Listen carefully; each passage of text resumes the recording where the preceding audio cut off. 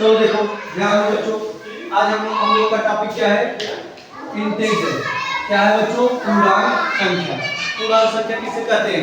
आप लोग जानते हैं ना, जब पूर्ण संख्या में भी ऋणात्मक, पूर्ण संख्या में ऋणात्मक संख्याओं को भी शामिल कर लिया जाए तो क्या होता है? पूर्णांक बनता है ना जी। तो पूर्णांक में कौन कौन आता है? ऋणात्मक संख्या, धनात्मक संख्या और शून्य। शून्य ना तो धनात्मक है ना तो ऋणात्मक ना जी। हाँ, शून्य कहाँ है बच्चों? एकदम बीच में। देखो ये शून्य है ना, शून्य के दाहिनी तरफ जाएंगे तो धनात्मक, बाईं तरफ जाएंगे तो ऋणात्मक, ऊपर जाएंगे तो धनात्मक, नीचे जाएंगे तो ऋणात्मक। जैसे मैं यहाँ खड़ा हूँ ना, इधर जाएंगे दाहिनी तरफ तो धनात्मक, बाईं तरफ जाएंगे तो ऋणात्मक, ऊपर गए तो धनात्मक, धरती के नीचे गए तो ऋणात्मक। समझ आ कि नहीं? अच्छा, कहाँ कहाँ होता है यूज? इसका आवश्यकता कहाँ पड़ती है? हमेशा हमको लाभ ही नहीं होता। अभी कभी लाभ हुआ 1 रुपए, 2 रुपए, 3 रुपए, 4 रुपए, 5 रुपए, बहुत रुपए लाभ हुआ। कभी कभी क्या होता है? 1 रुपए घाटा, 2 रुपए घाटा, 3 रुपए घाटा। तो घाटा को भी पढ़ेंगे ना कि नहीं पढ़ेंगे ना बच्चों? कभी कभी हम लोग ऊपर जाते हैं ना जी, और कभी कभी कहाँ जाते हैं? नीचे जाते हैं। तो दोनों को पढ़ना है बच्चों। धनात्मक ऋणात्मक की जरूरत है कि नहीं? आप 50 किलोमीटर ऊपर गए तो नीचे गए तो क्या हुआ? ऋणात्मक में आएगा। अच्छा, और क्या? देखो पैर बच्चों कहाँ कहाँ? दाया, दाया क्या बताता है? धनात्मक। बाया क्या बताता है? ऋणात्मक। ऊपर धनात्मक, नीचे ऋणात्मक। तापमान पैर बच्चों कभी जो है 100 डिग्री, 80 डिग्री, 70 डिग्री आगे भी बढ़ता है। कभी क्या होता है? -1, -2, -3, -4। मत लिखो, अभी मत लिखो। -3, -4 करने तो घटता भी है ना, शून्य से भी नीचे तापमान जाता है कि नहीं? तापमान मापन में होता है, लाभ हानि में होता है कि नहीं? पूर्णांक संख्या में कहां कहां यूज होता है? लाभ हानि में ना जी। लाभ हानि में दाहिनी तरफ दूरी, बाईं तरफ दूरी, ऊपर की दूरी और नीचे की दूरी यहाँ पता चलता है। तापमान का तापमान मापन में। तो प्यारे बच्चों चलो देखो, अब हम लोग पढ़ेंगे विपरीत संख्याओं का संयोग। अब हम देखो, एक का विपरीत कौन है? -1। एक का उल्टा -1। 2 का उल्टा -2। 3 का उल्टा -3। 4 का उल्टा -4। तो बच्चों यही पढ़ेंगे, विपरीत संख्याओं का संयोग। प्रत्येक धन पूर्णांक के संगत एक ऋण पूर्णांक होता है और दोनों का योगफल 0 होता है ना बच्चा। जैसे देखा 10 रुपया फायदा पाया, नहीं 3 रुपया, और 3 रुपया नुकसान हुआ तो क्या भाव? 0 पाए ना हो। जैसे हम 10 रुपए कमाए, फायदा पाए, और 10 रुपये घाटा हो गया तो कहाँ आ गए? 0। जहाँ थे वहीं। तो दोनों को जोड़ दोगे तो क्या आएगा? 0। 10 रुपए फायदा, 10 रुपए नुकसान, दोनों को जोड़ोगे तो क्या होगा? 0। हुआ कि नहीं? तो कहने मतलब 2 ना। प्रत्येक धन पूर्णांक के संगत एक ऋण पूर्णांक होता है और दोनों का योगफल क्या होता है बच्चा? 0 होता है। दोनों को जोड़ेंगे तो क्या आएगा? 0। समझ आ रहा है ना जी? समझ आ?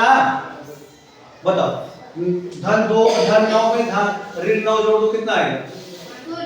0। तुम्हारा दिमाग नहीं था ना? हाँ बेटा, ध्यान था ना, नीचे सोच रहे थे ना जी। धनात्मक संख्या के संगत ऋणात्मक संख्या में का योग क्या होता है बच्चा? 0 होता है ना। जैसे देख लो, +4 में ना जी, +4 में ऋण 4 जोड़ दिया जाए तो कितना उत्तर आएगा बच्चा? 0 आएगा। +4 में ऋण 4 जोड़ दिया जाए तो कितना आएगा? 0 आएगा। तो बच्चों अब देख लो, तो जो संख्याएं जोड़ रहे हैं ना, ये एक दूसरे के योगात्मक प्रतिलोम आएगा। 4 का योगात्मक प्रतिलोम -4, +5 का योगात्मक प्रतिलोम -5 ना। योगात्मक प्रतिलोम में कितना आना चाहिए उत्तर? 0। कितना आना चाहिए? 0। -6 का योगात्मक प्रतिलोम +6, कारण तो दोनों जोड़ेगा कितना बचेगा? 0। माने -7 का योगात्मक प्रतिलोम +7, -11 का योगात्मक प्रतिलोम दोनों का योग करेंगे तो 0 आ जाए, तो समझ लो दोनों संख्याएं क्या है, एक दूसरे के योगात्मक प्रतिलोम। क्या है बच्चों? कितने बच्चे जानेंगे योगात्मक प्रतिलोम? योगात्मक प्रतिलोम,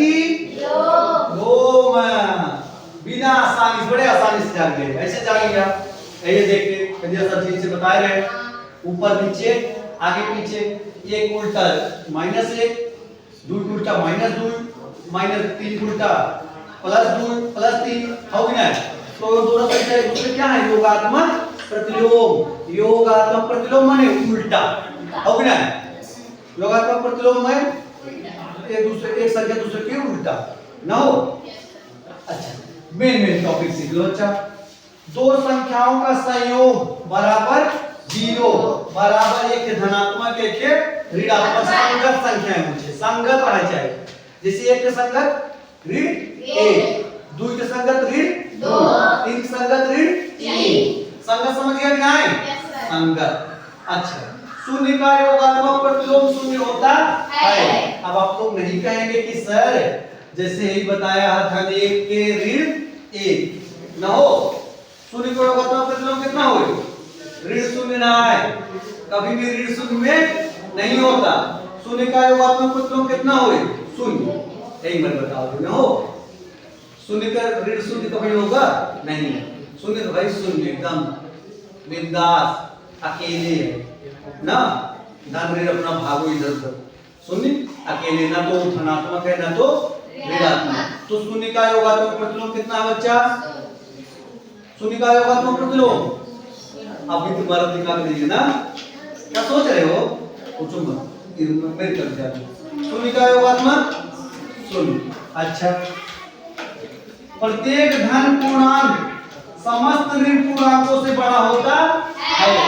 ध्यान से लाइन समझा, प्रत्येक धन पूर्णांक अगर एक होए, कितना भी बड़ा ऋणात्मक हो उसी बड़ा हो, समझा क्या है?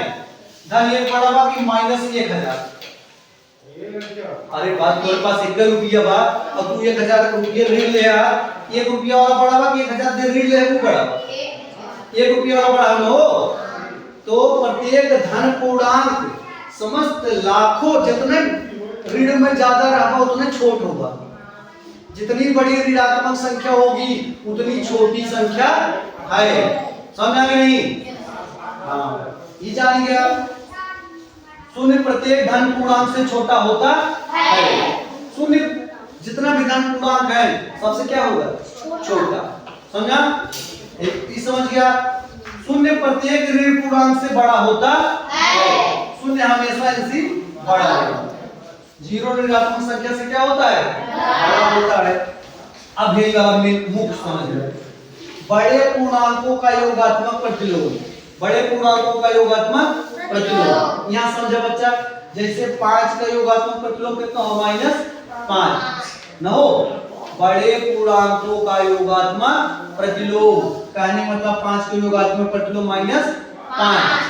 बड़े पूर्णांकों का योगात्मक प्रतिलोम छोटे पूर्णांकों के योगात्मक प्रतिलोम से क्या होता है? छोटा होता है न हो। ध्यान समझा, 5 के योगात्मक प्रतिलोम 5 9 5 ना। बड़े पूर्णांकों के योगात्मक प्रतिलोम छोटे पूर्णांकों के योगात्मक प्रतिलोम से कैसा होता है? छोटा।